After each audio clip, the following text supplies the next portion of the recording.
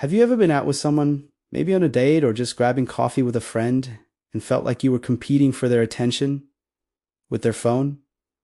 It's frustrating, right? You're trying to have a conversation, but they're constantly scrolling, tapping, and barely looking up. Well, what if I told you that this annoying habit could be more than just bad manners? According to psychologists, the way someone uses their phone can be a massive red flag, revealing a deeply ingrained narcissistic trait. Is sticky around because by the end of this video, you'll learn the one specific phone habit that can help you spot a narcissist instantly. And it's something you've probably seen a dozen times without realizing it's true, meaning, so let's talk about phubbing.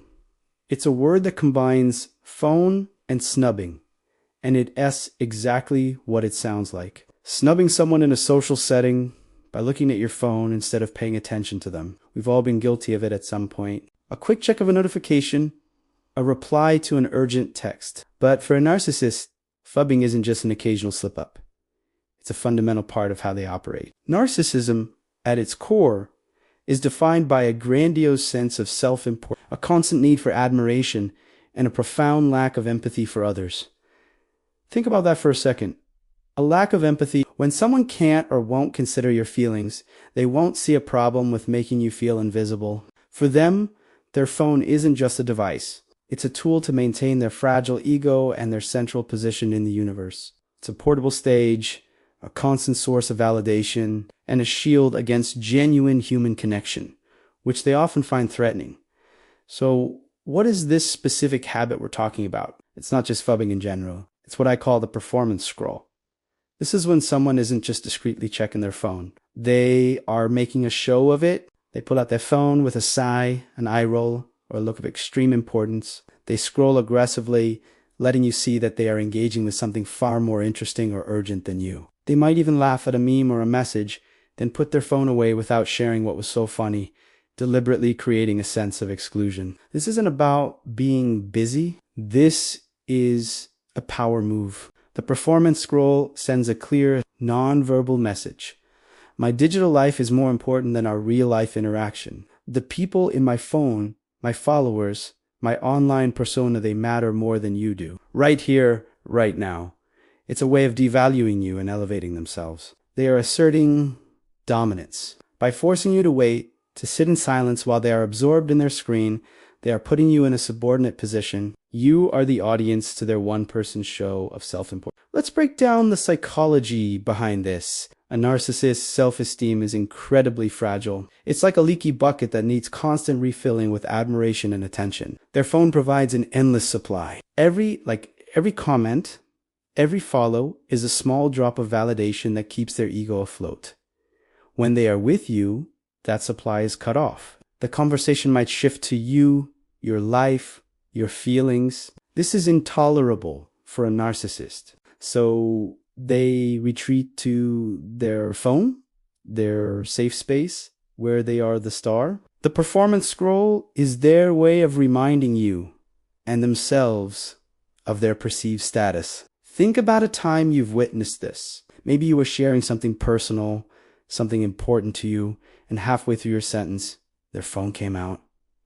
Did you feel a sting of rejection? Did you feel like what you were saying didn't matter? That's the intended effect. It's a subtle but powerful form of emotional manipulation. It trains you to believe that their time and attention are precious commodities that you have to earn and that you are often failing to do so. Now, how can you distinguish this narcissistic behavior from simple distraction or a bad habit? It comes down to frequency, context, and their reaction when you address it. A non-narcissistic person who is phubbing might apologize. They might say, "Oh, I'm so sorry. Work is just crazy today," and then put their phone away. They show remorse because they recognize they've been rude.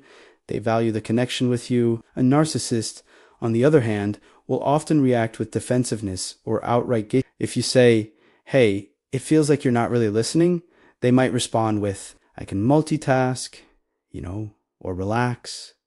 It was just for a second. You're being so sensitive."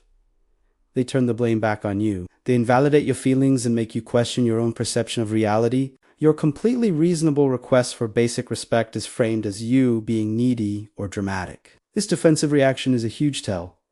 They are not protecting their time. They are protecting their ego and the right to devalue you. So what can you do when you spot this? First, observe. Don't jump to conclusions after one incident. Look for a pattern. Does this happen every time you're together? Does it happen specifically when the conversation isn't about them? Does it escalate when you try to set a boundary? Second, test the waters. Try gently calling it out. You could say something like, I feel a little disconnected when we're both on our phones. Could we maybe put them away for a bit? A healthy individual will likely respond positively. A narcissist will give you that defensive reaction we just talked about. Their response will tell you everything you need to know about how much they respect you in their relationship. Third, and this is the most important part, you have to protect your own peace. Constant phubbing and the performance scroll are disrespectful.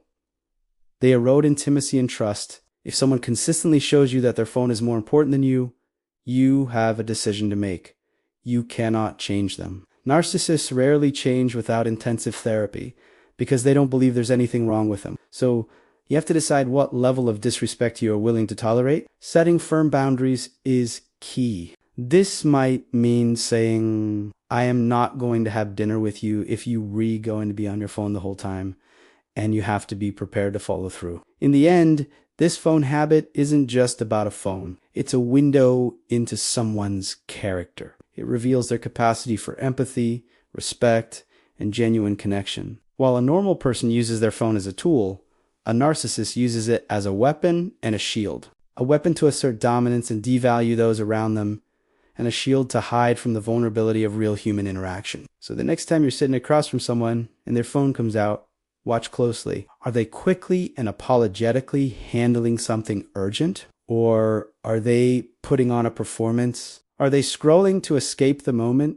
to signal their own importance, and to make you feel small? The performance scroll is more than just a rude habit. It's a deliberate act that speaks volumes. It's a silent, flashing sign telling you that you might be dealing with a narcissist, and recognizing that sign is the first step toward protecting yourself and choosing relationships that are built on mutual respect and genuine presence.